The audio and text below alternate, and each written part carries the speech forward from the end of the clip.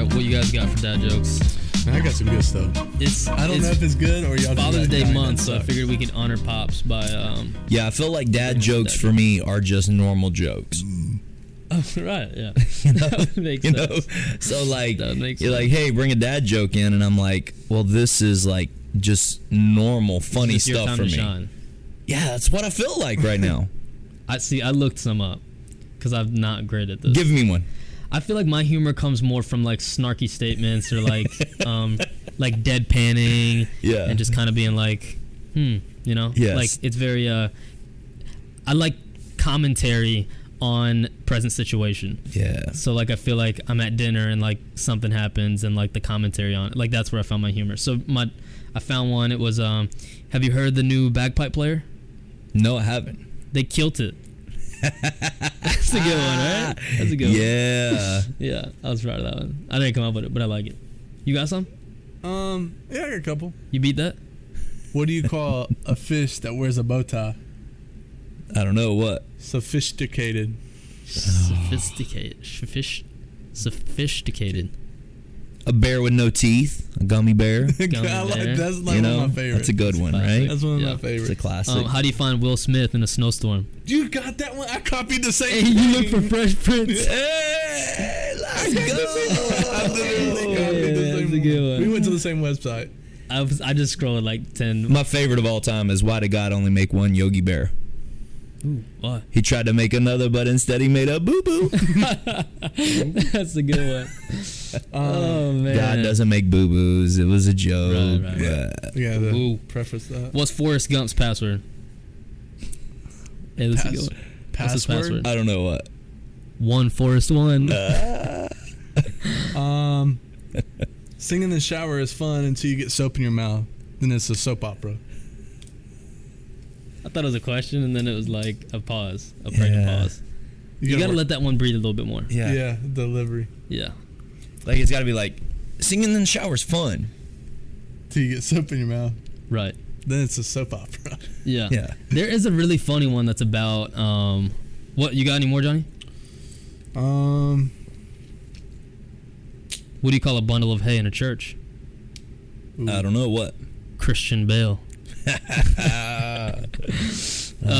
I'm totally down with these, just so you know. These are all very usable. Those, I don't know if kids watch this or not, but kids who have been through teen talent and junior talent, whenever I was running one of the portions when I was on the youth board, this is all I did in between breaks. So whenever they were setting up, for the next drama or whatever, transitioning from one to the next, I would just get on the microphone and just tell dad jokes. And it was awesome. Yeah. And they would boo me off the stage. And I just laughed and thought they were hilarious. You were like, y'all don't know what you're missing. Yeah. I'm like, if you can't laugh at that, that's funny. I asked my dog what 2 minus 2 was. He said nothing. Hey, what's the most important part of a joke? Timing. Dude, love me some dad jokes. Happy Father's Day, dads. You guys are awesome. You guys are amazing. Amazing. All right, let's take a hard left turn. Okay. Hard left. Hard left. Like I'm talking. As you grow older, what is one quality about yourself that you hope to maintain? As you grow older, what is one quality that you hope to maintain? You want to go, or you want me to? I was the filter. I was trying to filter all. Are you still in dad joke mode? Yeah, I really was. For me, I think it's my motivation and my purpose. I see a lot of the older generation. They may not the energy. I know my energy level won't be there, and I know my I don't know. I just hope I'm motivated. I hope I'm motivated to still make a difference at 80 years old. I can't even think of his name now. He was the defensive coordinator for the Pittsburgh Steelers. He was amazing and incredible. And as soon as you say his name, everybody's going to be like, oh, yeah, that's who you're talking about. Anyways, he was like 80 years old and best defensive coordinator in the league. And I told my dad one time, I said, I don't understand why pastors don't have that same mindset, that at 80, they should be the best at their craft because they are wiser than ever. They are they've seen it all, they've been through it all, and at 80, I want to still be motivated, and I still want to have purpose in my life. I don't want to just sit around and I want to retire, as in, like, you know, I don't want to have to do what I do because I want to raise the next generation up. Yeah. But I also want to be motivated and determined and passionate and have purpose in my life to do what it is that I do. You feel like that's the main thing that, like, retired ministers are missing, is that motivation? Yeah, I think the younger generation, I've been guilty, push those guys away and push them out of their role. Don't allow them to speak. You know, we got some retired ministers here, man, and I'll just listen to them. You know, I rave about them. I allow them to speak wisdom and correction to me, you know. I don't want them to ever think that, you know, we still, you know, COVID kind of hurt us a little bit, but we do, you know, dinners to just honor our retired ministers because they get pushed out so often and then lose their purpose. If there's no purpose, then eventually they will lose their determination and they'll just sit around and enjoy retirement. And I think the kingdom of God needs those retired ministers way more than they understand. Yeah. I was gonna say that I think a lot of times we have stuff for them to fellowship together, but I don't know how much we give them a place to use their life lessons and ministry lessons and stuff they figured out, so that we don't have to go through that to give a listening ear to people who and would we listen? Yeah. You know, if I come to you and say, hey, Johnny, I've been through this, don't do that, do you really listen to that? Or do you think, what does he know? That was 30 years ago when he went through that. Yeah. What does he know, you know? Right. Yeah. So I think that's the same thing we do with those guys, where they would love to have impact, but it's twofold. Number one, partly their fault because they're not growing with, you know, whatever the situation may be. You know, obviously they can't sit around and talk about a typewriter because you probably don't even know what a typewriter is, right? Yeah. So, but at the same time, there are just basic spiritual principles, and if they could stay in that lane, and instead of teaching us how to grow a church or, you know, whatever concepts about church, you know, politics and processes have changed so much through the years, just with the technology that we have today. Processes have changed in the last 10 years. So a retired minister probably doesn't understand church processes, but he has wisdom about spiritual battles, and he has wisdom about protecting your family, and he has wisdom about what a prayer life should look like. And all of those things are the things that retired ministers, to me, should be passing down to the next generation, not this is how you grow a church, or this is how I, you know, used to put sermons together. Honestly, my dad used to sit down with a concordance and go through every scripture that had anything to do with, let's say he was looking up the word love or whatever. He would just read every scripture. Wow. Now I go, love, Google, enter, boom, they're all there. Like I do in 5 minutes what used to take him 3 hours. Yeah. You know? Wow. So even processes of putting sermons together and things of that nature, it's just changed so much. But what hasn't changed is depression and anxiety and the weight that comes with ministry and the battle inside of your home and protecting your children, all of those sorts of things. So anyways, what I hope not to lose is I want to be motivated and I want to have purpose whenever I get old. Yeah. Or older, because I'm old, but older. Yeah. Youthful, man. You're youthful.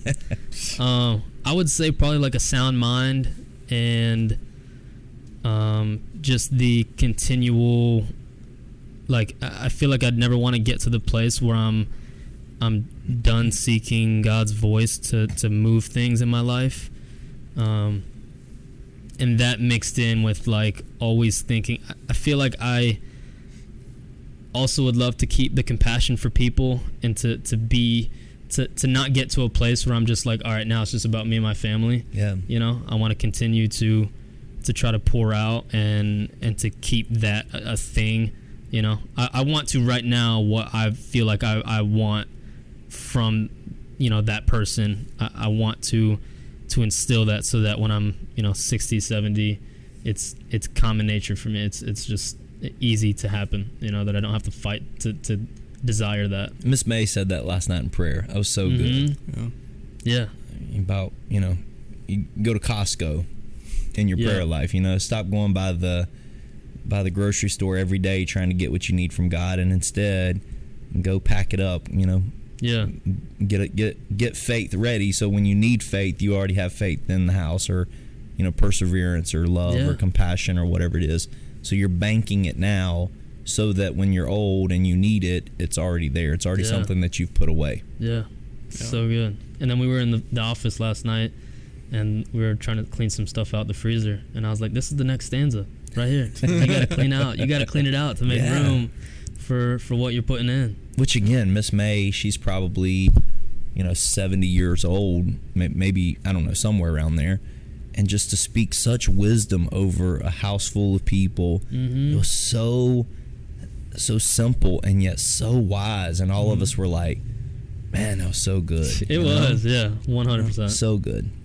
Yeah, I would say for me, it's similar to pastors. I want to serve in the church to the day I die. I don't want to feel like there's a time where I'm sitting still just waiting for the return of Jesus, or whatever. I want to always be there doing something, being able to whatever I can. But then I want to, at the end of that, I don't want to have any regrets or things I wish I would have done, or not played things so safe, or stayed in a comfort zone. I want to make sure that I still have what I have now, which is the desire to just go after things and not be held by me wanting to be comfortable. So knowing that we want that, why is it that we don't give that to the people around us that want that as well? And what I mean by that is, retired ministers, 70, 80 years old, that they probably at this age were saying that same thing. I want to serve God till the day I die. I want to be an asset to whoever I'm serving in a pastoral role. I want to be an asset to them. I want to be beneficial to the kingdom of God. Why is it that we don't allow them to fulfill wishes they had at 25? Why is it that we, push them away and act like they have no value to youth ministry or to your marriage or to our church? Why is it we do that? I feel like as people, it's so easy to dismiss anybody that's not fitting the mold that you are in. This isn't a young, energetic this that I'm looking for. So what value would they have? On all ends of it. Younger people dismiss older people because it's like you don't get what's happening. You're out of it. You're not really in tune with what's going on.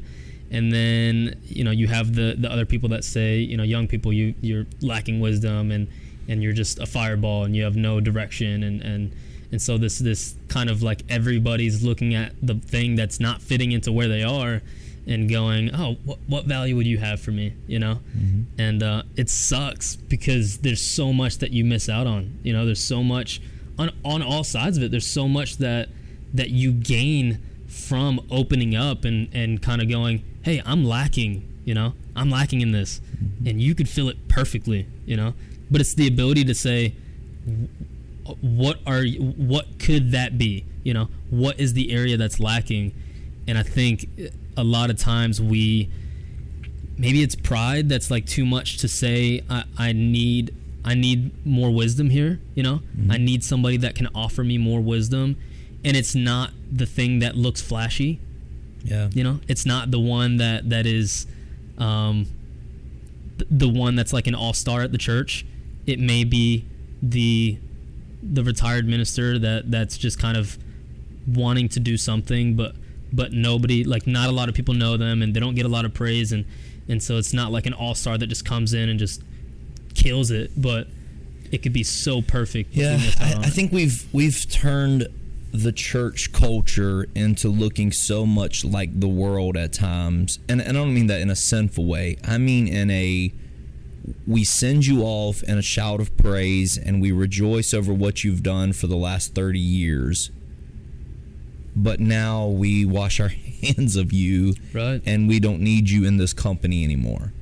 And it's not how the church should operate, nor how I see it operating scripturally.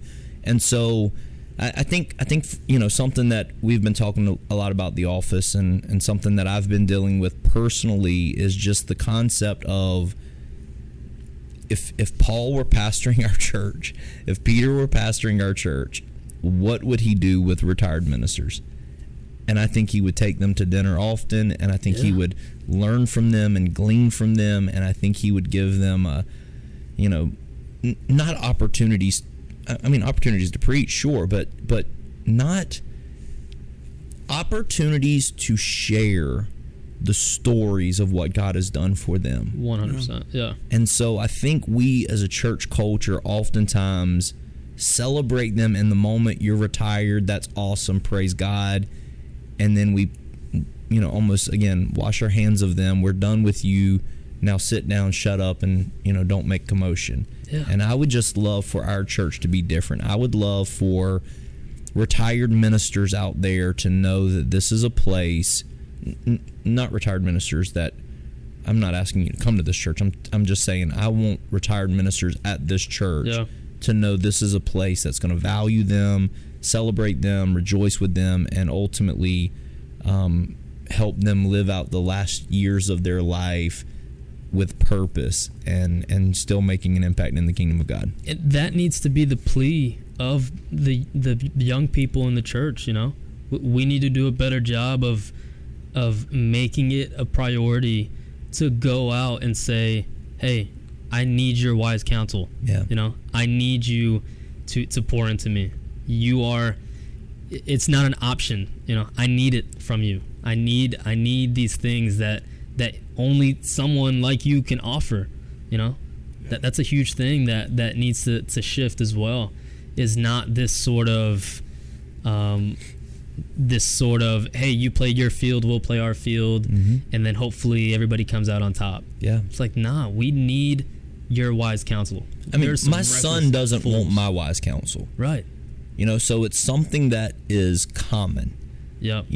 He thinks I'm out of touch. He thinks my son's amazing. So I'm not saying but just in general, when a dad tells a son, hey, you shouldn't do things like that, we see it as, you're out of touch. You don't understand what I'm going through. You don't get me. You don't get where I'm at, right? And so I would just love to see our church treat, and I say retired ministers, and I don't even mean retired senior pastors. Yeah. I mean retired Sunday school teachers. Yeah. Right. I mean retired, choir directors and retired saints of God, retired prayer warrior. Not that you ever retire as a prayer warrior, but retired women who just prayed. That's what their ministry was. And I would love to see us as a church body just treat those saints of God a little different. Yeah, one of the cool things I saw growing up was for my sister, when she, probably from a little kid till when she grew up and left the church, when she moved and that kind of thing, and even still to this day, she had a lady who was an elderly lady, and from the time she was little till the time she was 18, and even now, that would be her, my sister. That would be my sister's person, from birthdays to big events to big life moments. That would be the person who would always be there for her. And so it was this cool relationship between people who were in completely different generations, but my sister was able to be able to receive wisdom and love from a person who didn't share really anything in common with each other, and it was someone who she could go to and confide in, and someone who would say, I missed you if you weren't there on a Sunday, or something like that. And so it's cool to see things like that happen inside of a church where when you have people who are able to show that kind of we want to hear your wisdom, but also we want to feel like you love us in the same way, not just trying to tell us where you've been from and where you've come from, but also know your heart behind it as well. Yeah, I think that starts in the pulpit, though. I think it starts with me. I have to do a better job of celebrating all of those people, and so I'm gonna get better at that. So thank you for the question. Yeah, I'm in the same boat. I need to do a better job of vocalizing that to the youth. I love that they get to watch us work through these things. Yeah, that was a true real raw moment for me. Not that I've sinned, but but at the same time, I feel convicted. Mm-hmm. I've missed the mark in this area. I've missed the mark in this area. Yeah. And some of the people that I surround myself with the closest are retired ministers. Right. So it's I'm doing well on one hand, but what about the retired Sunday school teacher that gave her life for the church that I say I love so much? Not our church, the church. Right. That I fight for, that I say is so special. What about her? What about him? What about... And I got to do a better job. Yeah. Me personally, I got to do a better job. Yeah. Conviction is real, guys. Conviction is real. Yeah, for sure. Going along with this, I think some of the most love that I've ever felt comes from a place like my grandma. Is because it's different. It's almost not that youthful people saying "I love you" doesn't mean anything. But it almost does feel impulsive and fiery. 100%. I love you. 100%. And then it's somebody that's lived life and literally knows what enduring love looks like when they tell you I love you. Yeah, it's different. You know what I mean? Mm-hmm. And it's almost it's like that embrace that just sometimes I think of Sunday mornings when I walk by Elder Brown and he just goes, "Man, you're incredible." He always lifts me up and encourages me. It makes such a difference, man. It truly does hit way different. Receiving that and knowing that there's people that have ran the race and that are still running the race, but that are pushing you forward and that are saying, "Hey, we got your back. We're with you." Yep. It's so encouraging, man. It makes a huge difference. So for you guys, if you think about your spiritual best friend or your spiritual closest friends, what do you feel encourages you the most? Coming from those people, coming from that person, what encourages you? How do they encourage you? Yeah, I've always said I'm a words of affirmation person, and I think my love language has changed through the years. Okay, so huge word person. From my wife, I love words. I'm a physical touch person, so kiss me, tell me I'm beautiful, and I'm putty in her hands. Mm-hmm. In ministry, though, words mean very little to me because I've been told so many times, "I'm there for you," or whatever, and so words mean very little to me in ministry. And I hate that it's that way, but it's something that I think you just become jaded to after time. It's kind of like, "I love you, I love you, I love you," and you're like, "Come on, man. You can't tell everybody you love them, Right. Everybody can't be your best friend. Everybody can't be your, whatever." And so for me, the thing that if I'm looking at you guys and I'm in the middle of a fight and I turn around and y'all are laughing or y'all are on your phone, again, I'm saying spiritually, mm-hmm. If you're spiritually not engaged, if you're spiritually not interested, if you're spiritually not there with me, that's a very frustrating moment for me. So whenever I'm in a moment where I need you and I look around and you're there, to me, and you're there and you're engaged and you're actually wondering what it is that you can do to help, to support, that to me says more to me about your support for me, not in a pastor role, but like I said, in a friend role. To me, it's more about the support that you give, in that moment of I'm here, I'm engaged in what you're doing, and you're not in this alone. Because oftentimes in ministry, especially as a lead pastor, it is so lonely at times, man. It is most of the time, as much as I love you guys as friends, most of the time I am father figure Jamie. You know, I am advising and pointing in the right direction, and I am, you know, giving wisdom and things of that nature. And, you know, growing up, when you had the choice of hanging out with your friends or hanging out with your father, most of the time you were picking your friends, right? And so as the father figure of the house, many times you're looking around and watching all the people that, to you don't see yourself as a father figure to them. You see them as your friends. You see them as your you know, we're compadres in ministry together. We're in this hand in hand, and all of them are picking their friends over this relationship. And at the end of the day, all of those high school friends that I picked over my father, now I have no relationship with them, and I wish I would have picked my father in that moment, you know? Yeah. So ministry is a tough, you know, very lonely place to be. So ultimately, to get back to your question, I know I went off on a little tangent there. I'm still feeling that conviction of the older generation, you know? So speak through me, Holy Spirit. Anyways, so back to the original question. How do I feel that support, that love, that care? How do I know you're there for me? I want to know when I'm in the middle of the battle, I want to look around and say, all right, that dude is engaged in what it is that I'm doing, and they're not careless with this moment. Yeah.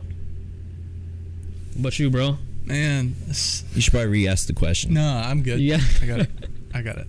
Because I answered 7 questions right there, so you probably should re-ask it. No, this is a weird one for me because it happens in a couple ways.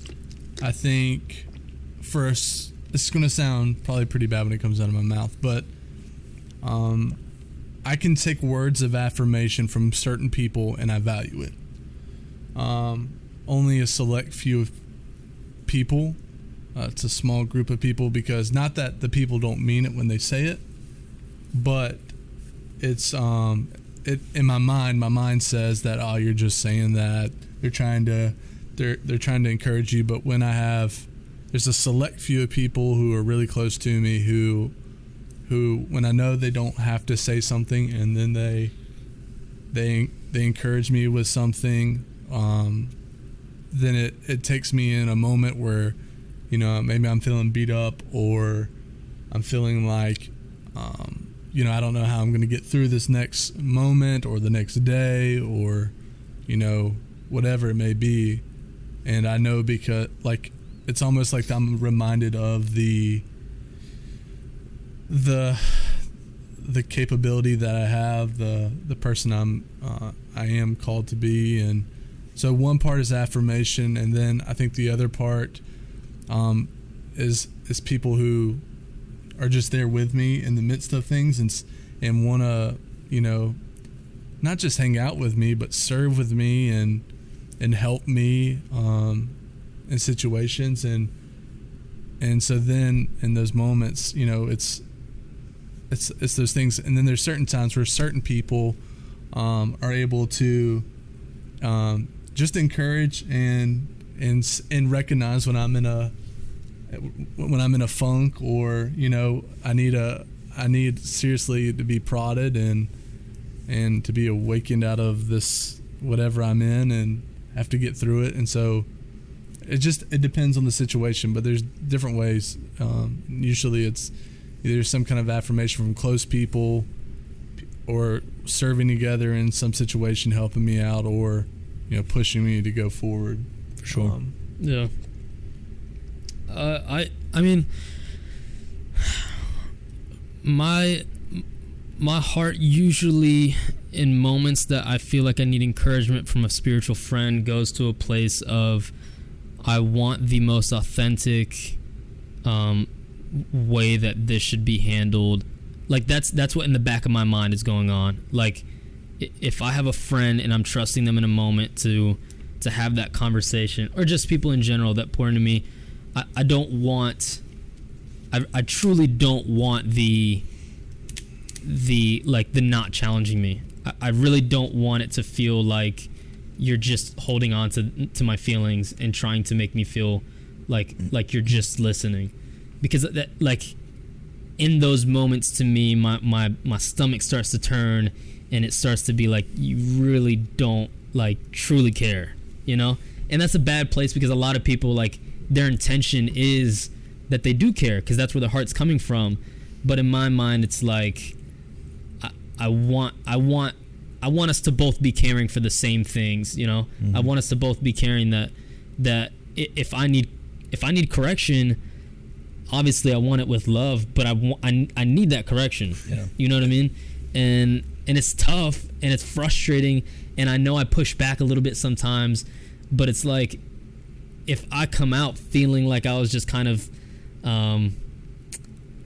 cradled through that moment, I go, dang, man, like it'd be really cool to have that, you know? It'd be really cool to have that harsh, but, you know, because at the end of the day, it's like both of those things where it gets to a place of I just want you to feel like you're cared for, and then the opposite, which is I want you to like know that this is what I think it should look like. Like both of those to me make me come out of a moment feeling like I don't have anyone, you know? Yeah. And let me really quickly say to both of y'all, because y'all are completely different people, okay?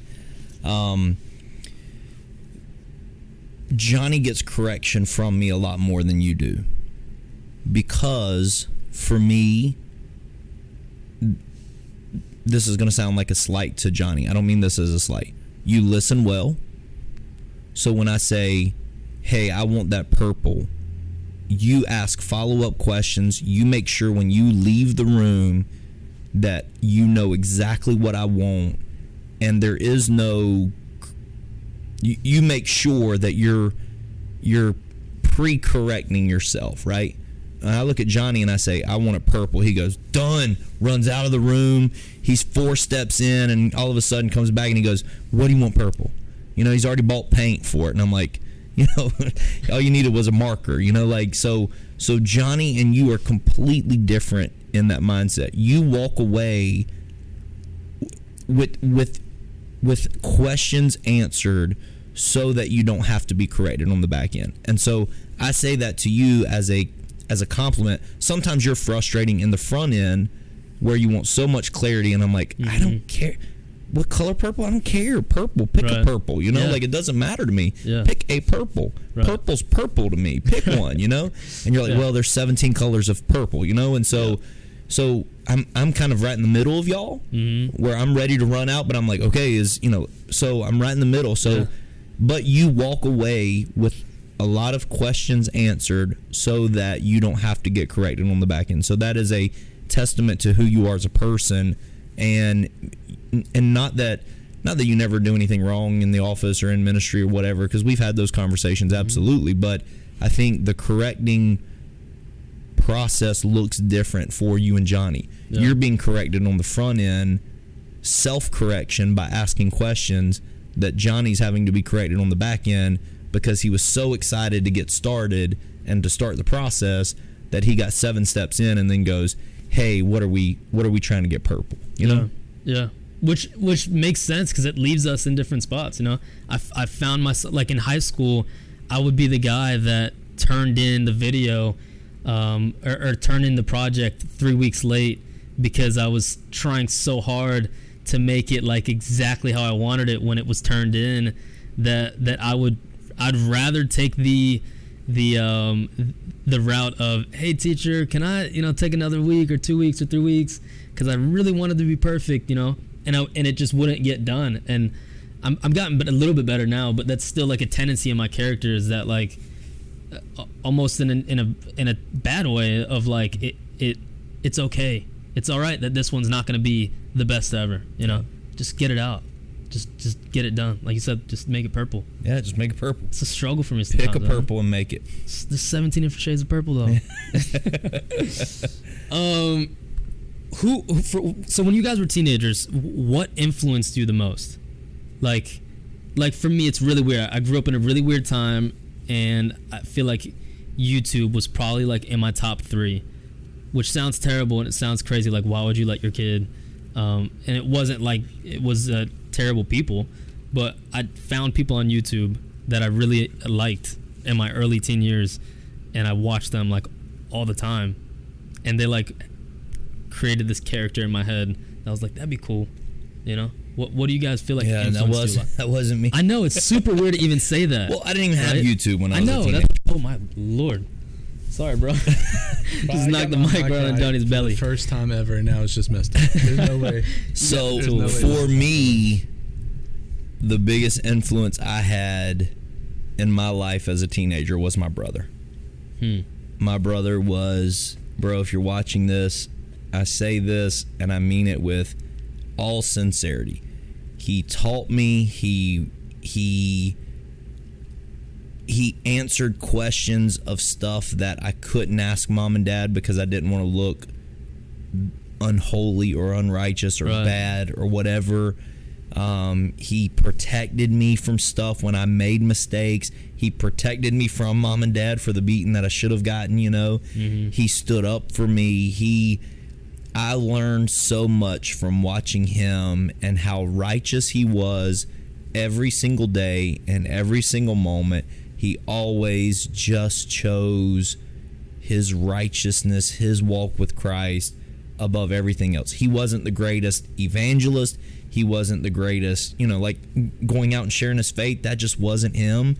But every single decision he made, it was just righteous. And when he made a bad decision, like we were at Coastal Carolina, you used to could pay a couple bucks and swim in their pool.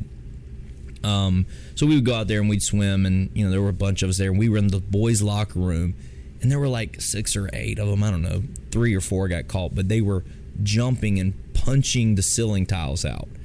And somebody caught them and caught a couple of the people, 2 that were with us, and called the cops, and you know it was a big ordeal. And my righteous brother was like, "Hey, I was one of them. I punched ceiling tiles as well." And the cop's like, "Well, they didn't see you, they didn't catch you." And he's like, "Well, it was me." And ultimately the cop let them all go, but it was just that righteous decision. And I was in the corner, I was like, I was 3 foot tall, so I couldn't reach him, you know. But if you could, then I'd have been up there for show. But I wouldn't have told no cop that it was me. No, but my brother's like, it was me. I did it. And I'm like, oh my goodness, you're so righteous. Why did you do that? Right. You know? Yeah. So. Yeah, I had the opposite experience. I had people who influenced me, whether family or friends, who kind of just I wanted to be like or didn't know who I wanted to be. So I thought these people were cool and, you know, just wanted to be like them. And so... Like school friends? There were some school friends, neighborhood friends, had, you know... See, I didn't grow up in a neighborhood like that. So all of my friends were...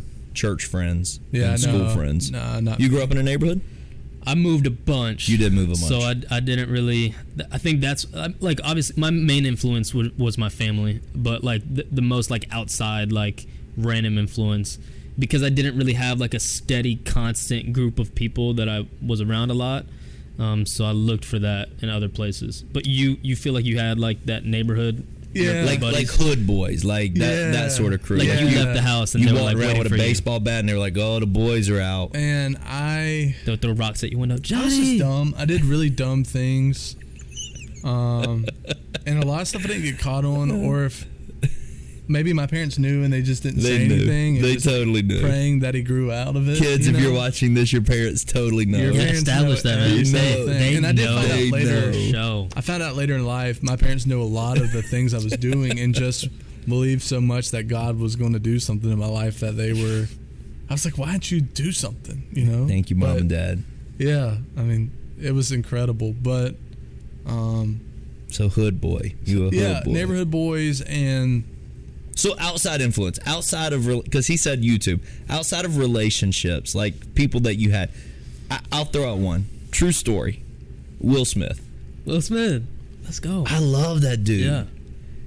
I do it all. He can do it all. He can do it all. And like, you know, patterned my jokes after him. Like I walked like him. Like I wanted to be Will Smith. Mm-hmm. So he was one that had an outsider type influence. Mm-hmm. Yeah, but see, everything for me was they told me what was relevant. They told me what was... Your friends did? Who? Like, yeah, friends and family. They were like my my cultural icons. But so who out there in culture they told you was relevant that you allowed to influence There's really a bunch of stupid stuff. I mean, you had wrestling and what wrestler? Huh? What wrestler? I mean, it's just. I mean, there's just trying to get to know you, dog. I'm trying to understand you. What wrestler? Why don't you just answer easy questions easy? No, but I'm just what wrestler? I mean, it would just be what wrestler? It was the John Cena era. There you go. John Cena. You can see me. Yeah, but so there was this whole idea of, we're gonna fight and be cool or whatever. But then please tell me y'all did like wrestled? backyard wrestling and put people through tables and stuff. So just the way our neighborhood was set up. It was basically me and this other kid versus the whole neighborhood. Okay, again, you still refuse to answer questions. Is this a thing? Like, those of you who watch this every week, do you find that Johnny just refuses to answer questions and always deflects? Hold on, let me talk to my lawyer. Please tell me that you had backyard wrestling and put somebody to a table. Front yard wrestling and put somebody to a table. Yeah, not to a table. None of that stuff. It was more like just body slams and so bleeding and all kinds of stuff. I mean, we just fought. There was nothing to do. You either played basketball, like really fought, like legit through fists. Yeah, I've never been in a fight. You ever been in a fight, bro? I fought all the time as a kid. All the time. Okay. I'm not lying. Like, as a kid, at what age was your last fight? For me, 15. Okay, for me, I was going to say 10 years old. Okay, maybe 16. I was 15, 16. So legit fought through fists, like trying I to. I grew up the youngest bro, so I had to kind of like I would have friends come over, right? And so Fabio's like 7 years older than me. I had to have a friend come over, my best friend, and we'd be like, I'd be wanting to play Halo with him. But it was Fabio's Xbox. So he would come in there and be like, no, it's mine. And I'm like, bro, my best friend's here. Like, this is the only time we get to play. I want to play. So then he'd be like, no, it's mine. So then I'd like tackle him. Oh. He's 8 years above me, and I'd just like start. And I mean, we'd throw hands at each other. So this is a grown man by this time. Yeah, this was like a 10-year-old. Not lying. A true story. We were at our. It was a Brazilian church that we went to. And it was like a bunch of us outside. It was like the whole youth. And we were playing, I don't remember if it was, I don't think it was tag, but we were playing something. And my brother, Fabio, was like weaving through the cars. And I think I had to be at least 8 years old. And so he's like a 16-year-old. And he's weaving through the car. And I'm kind of like on the corner waiting for him. And I see him turn.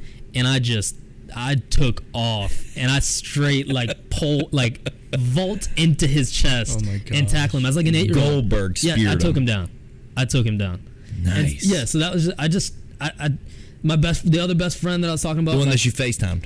Yeah. That's the same. This is the same one the whole time. Yeah. The church that we were at, he'd get picked on, and I felt like I had to defend him, so I'd fight him. Somebody broke my chain one time in high school. Oh no, they didn't. Yeah, they did. Man. It was a chain that my dad gave me. We were playing, no. You know that game with the ball where it has like the 6 holes that it can come out of?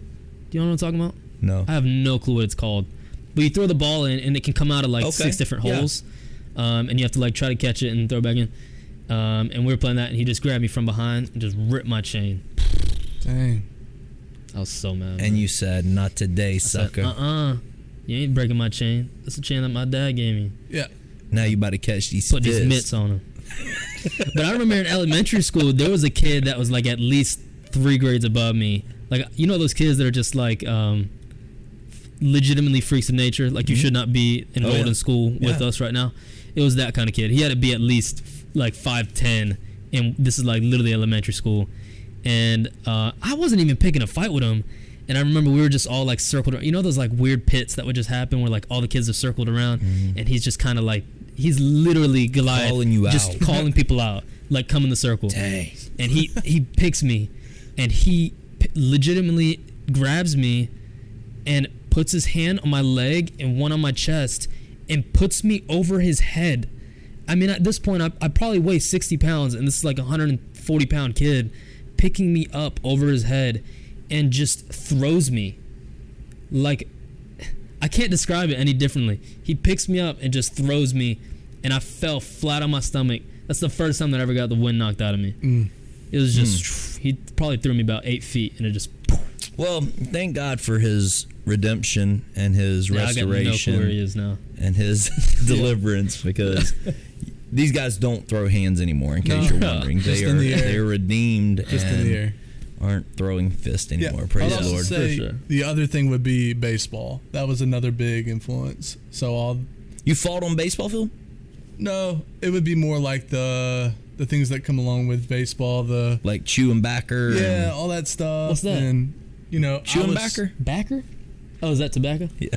I would say that I played with a lot of the varsity guys, so I'm like a 14-year-old playing with 17, 18-year-old guys. And you want to be like that, and there's this whole idea with. Did you ever fight anybody on the baseball field? I almost got killed one time in a developmental league, like a prospect league. We were like 13, 14, 15-year-olds, and we're playing against this really good squad, and they're like 17, 18-year-olds trying to get recruited. We're just trying to get better. They're trying to go to college.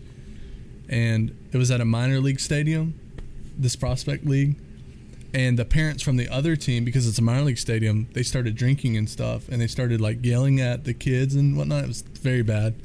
And the coach for our team gave the catcher the signal. If you played baseball before, you know what the signal is. The signal. And the signal is basically telling you you're about to plunk the guy. Plunk him. You're about to hit him. Well, he gives me the signal. The coach, when I pitched, would not give me the signal, and I plunked guys. It was just an accident. I had no control. I'm the same place. Was it an accident, or you wanted to plunk him? Well, sometimes the first inning, I'd always hit at least one guy. He deserved to plunk. Every first inning, I'd hit somebody. So anyway, you plunked a guy. Let's go. Well, no, I don't. I step off the mound. How'd you almost die? I want to know. I know. Come on, tell the story. You said it's on the hour-long podcast. Okay, how'd you die? So I step off. Like you said, you almost died. I step off. I'm expecting some dude to like drive through the field and like you got to dodge a car or something. I step off, get back on the mound. He gives me the same signal. I step off, and I'm like, surely he's not telling me to do what I think he is. So I step back on, step off again, and I look over at my coach. He says, if you don't hit him, I'll find somebody who will. And I was like, well, I'm going to pitch. I just got here from football practice, so I'm gonna guess throw at him. Well, I missed him the first 3 times. And so I'm trying to hit the guy. Throw it behind him? Huh? You throw it behind him? Yeah, like I'm all over the place trying to hit him, and I just can't hit him. And so finally, 4th pitch, hit him. And I'm telling you, these are huge baseball players. Like they got beards, and I've got those two. When you first you should just Nolan Ryan. You got those little 2 spots on the side. Grabbed him, headlock, robbed him, then just beat him in the head. I wish I could. I'm just kidding. How did we got in the subject? I'm sorry, y'all. We do not condone fighting. Not at all. We turn the other cheek, like the Word of God says. Ask the next question. I've had my brothers try to fight me recently, and I don't fight them. That's it's a true story. But I'm here. I'm a living testimony. For sure. I still don't know how you almost died, but well, the umpire stopped the kids from running at me. But you didn't almost die. If they would have came out of the dugout, all my teammates had left. Yeah, they got jumped, but you didn't die. With the metal spikes, I would have been dead. Anyway, so I was looking up this article, and it was super interesting to me.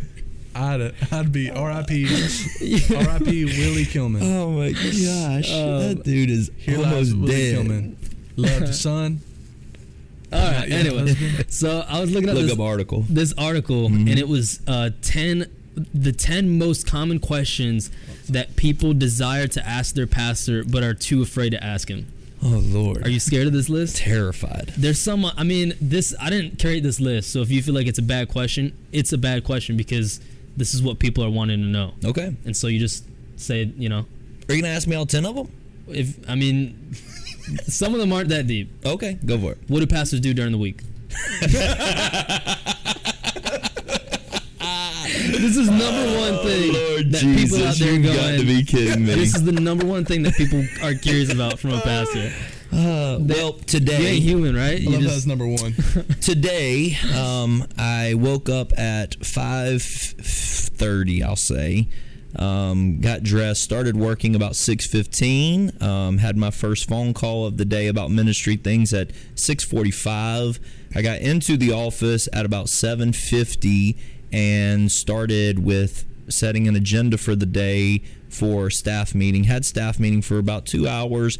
After that, had 4 meetings right in a row. From that, I started working on golf tournament stuff and set the Honestly, a 3-page document of what the golf tournament will look like. Went from that straight to I went from care list, going through everybody's care list for the weekend and making sure everybody's cared for, making sure what's going on. Found people that were sick, that were hurting, that were messaging all of them. So for every day, the cool thing about pastoring is every day is completely different. Mm-hmm. But the really truthful part about pastoring is every day can be so overwhelming if you allow it to be.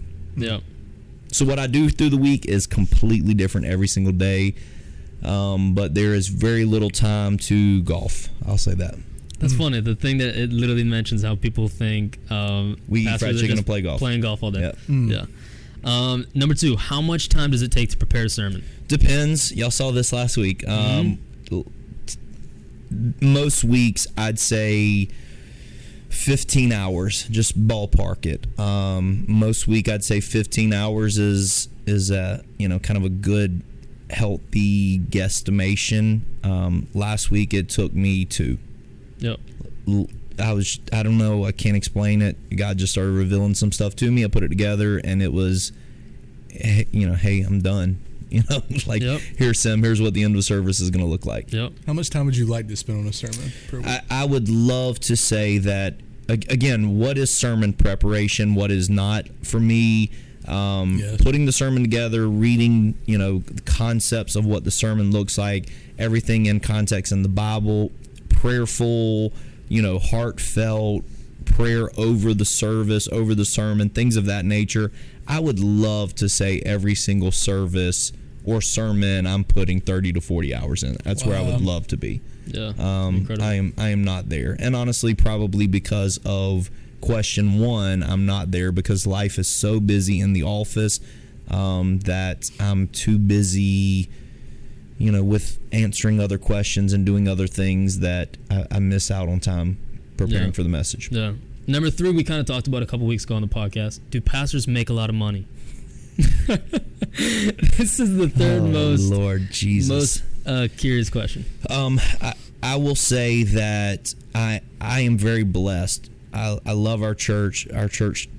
So thank you, those of you who are faithful, understanding that this is a job.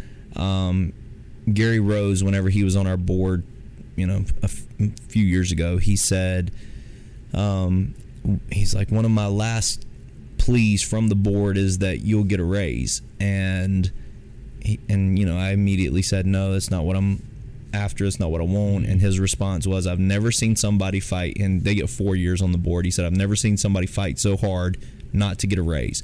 So for me, it's not about how much money I'm making. It's about understanding that this is a job that I do. Yep. There is pay involved, and it is awkward to talk about at times because to me, it's anybody who runs any nonprofit organization to think that you get paid to run a nonprofit is awkward at times. Yeah.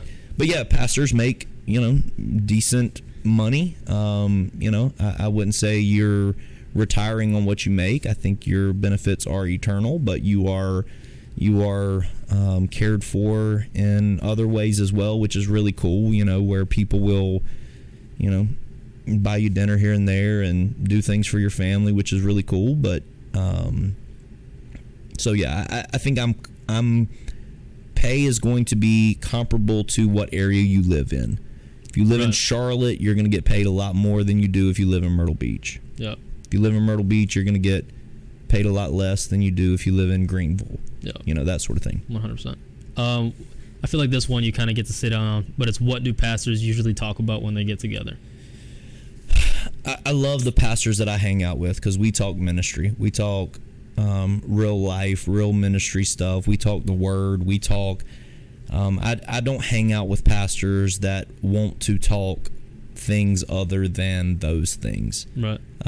If I'm talking with pastors, if I'm investing my time with them or they're investing their time with me, then I want to walk away encouraged, challenged, build up, whatever. I want to surround myself with pastors who have like minds like me. Yeah.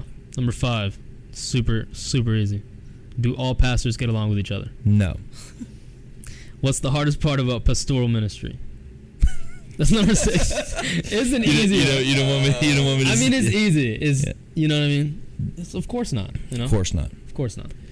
I mean, even Peter and Paul didn't get along. Yeah. You know, so of course all pastors don't get along. Yeah. Hardest part of pastoral ministry, I think somebody, can't remember who the other day said this, but it's so true. The Westovers. It was the Westovers, retired ministers. They called my family collateral damage. It is so true, man. They don't get paid. Right. They didn't sign up for the stress. They didn't have that hard conversation with God where they've made this covenant with Him, but they are truly collateral damage for everything that the enemy throws at me. They get the shell shock from it. And so for me, the hardest part of ministry is protecting my family, making sure that the collateral damage doesn't hurt so much that it hinders their relationship with God. Yeah. Number 7, do pastors know what's going on in our lives? Our lives being the people, the congregation. Well, I think a good pastor should. One of the things my dad used to always say is, a shepherd smells like sheep, and what he meant by that was, or a good shepherd, what he meant by that was, you're among the people, you're a part of the people, you know what they're going through, you know how they're feeling about certain things. Ultimately, we have over 500 people that attend every single week, which means your church is really probably 3 times that size, statistics say. So let's say 1,500 people that call this their church. It's really hard to know what's happening with everyone. The great thing about the body of Christ is, although I don't know everything that's happening in Ethan Epps' life, Johnny should. Yeah, and Johnny should be there for Ethan. And when Ethan needs me, he's got access to me, but I may not know everything that's happening with Ethan, but Johnny should. But I should know everything that's happening with Johnny. Yeah. We talk about this on the podcast all the time. What's a pastor's marriage like? Depends on the pastor. Every pastor is different. For me, I have made this intentional in my life, something that I didn't do well with when I started in marriage. I've made it very intentional that she is my top priority. She is the love of my life. She is incredible, and every morning I tell her how wonderful she is, how beautiful she is. Every night I tell her how much I love her. What my marriage is, I can't speak to what every marriage is. What my marriage is a work in progress that I am working every day to make the best that I can possibly make it, and hoping for the influence of a holy God to make it even better. That's so good. Who do pastors hang out with? No one. They're family. I think we talked about this a little bit earlier. When I'm hanging out with you guys, in my head, I'm hanging out as a friend, and in y'all's head, it's probably more as, the father figure there. And so it's awkward sometimes. When I'm hanging out with people in the church, it feels like, to me, oftentimes it feels less like we're friends and more like we are, hey, now let me throw up all over you. I've got this opportunity to throw up on you, which is fine. Listen, that's what I signed up for. I know what I'm getting. But I'm thankful for an incredible family that I can, hang out with, love on. They love us. They support us, and so I'm thankful for that. Which is the last one, which brings us to what can church members do to encourage their pastor? I think this one's really difficult, man. I think it's the balance of the oracle of God and the servant of God. I think for me, what could the church do for me to encourage me? I think on Sunday when I say, hey, we're going to take up an offering for Bibles to Egypt, and we buy 10,000 Bibles, that's encouraging to me. Right. That's my church people saying, we got you. Yep. If you say go, we're going to go. On Sunday mornings when I say something like, hey, come, let's lift our hands in worship as a sign of surrender. And I look over the congregation, and people that you wouldn't expect to have their hands up at all, hands lifted, maybe not even understanding what they're doing, but just trusting me enough to say, okay, this is what you want, let's go. Yeah, sure. Yeah. I think church members could, again, every church is different. I don't think any church member should just go along and never question, their pastor, or never question the direction the church is heading. But I also think, let's start walking down the path. If you have questions, let's start walking down the path of the direction that we're heading as you're asking questions. Right. Let's not stop the progress to get the answers that you're needing or that you're wanting. Let's walk the path together, right, and get the questions answered as we're walking.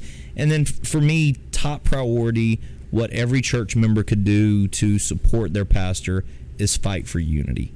Fight for unity inside of the body of Christ. Fight for unity inside of your ministries. Fight for unity inside of your families. Just fight for unity. Like, the enemy is wicked, man, and he, the small foxes that spoil the vine. And it's so true when you see things that people get upset about every single week inside of the church world, and you're like, how did we get to this place to where that is upsetting to you? I would love to never have to worry about a small group and what they're having conversation about. Right. I would love never to have to worry about a dinner, and what they're having conversation about, or a, whatever, ministry team joint. I would love to know that everybody in our church is fighting for unity. That would be the best thing ever. Yeah.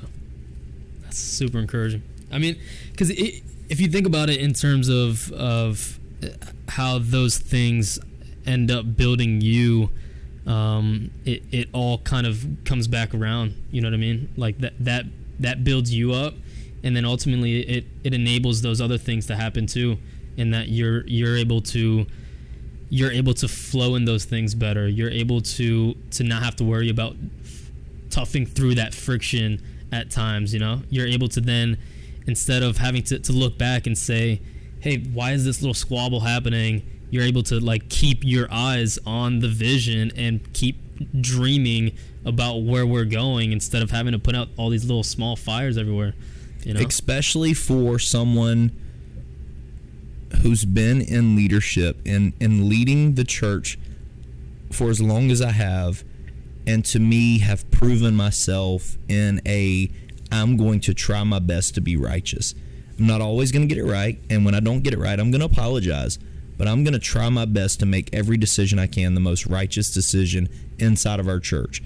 So I think because of the track record, it should squash squabbles. Yeah. And it should make people walk in unity together to say, okay, I don't get it. I'm going to follow you. Let's go.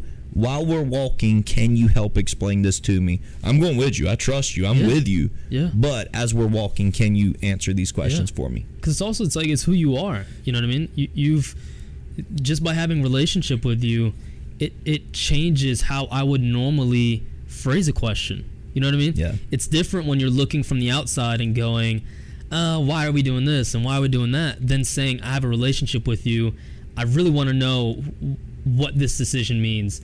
And what, how would this decision affect it? And how would this, and it changes the complete way that our minds even form these different things that could, for some people, they don't even get to that place. So these little curious things turn into these division moments because they don't even have a relationship. They don't, ultimately, I remember at times where I didn't really care about the vision of the church. So my little questioning things were more so coming from a place of man, why would we do that? Mm-hmm. And now it's where the vision of the church is a part of my heart. It completely changes the way that I even think about those questions, because it genuinely comes from a place of I really want to know why this direction is the way to go. And I've learned so much from it. I've learned so much from being able to like you said, push the vision, push it as hard as I can, and try to understand the vision too. Yeah. Because at the end of the day, I wanna invest into the vision as well. Mm-hmm. I want to dream for the vision too. You know, I want to put my what God's doing in me and my stamp on it too. You know, so that ends up changing the flow of what this even looks like. You know, because of all those things that you end up realizing as you even just start to look at the pastor as a pastor and not just a someone in a box that you're just looking at operating inside of something and be like, what? I wonder why they do that. I wonder why they do that. Are they even, you know, what do they do throughout the week? Are they even human? You know, yeah. Like you start looking at it like it's a completely, you know, just a different animal. But let's top it off like this. Okay. Story time. Okay. Story time. Paint a picture for me. I feel like this is gonna reveal a lot. You're 12 years old. It's a Saturday. What does your day look like? I'll start us off. So it's a Saturday. My mom's working, right? She's at work.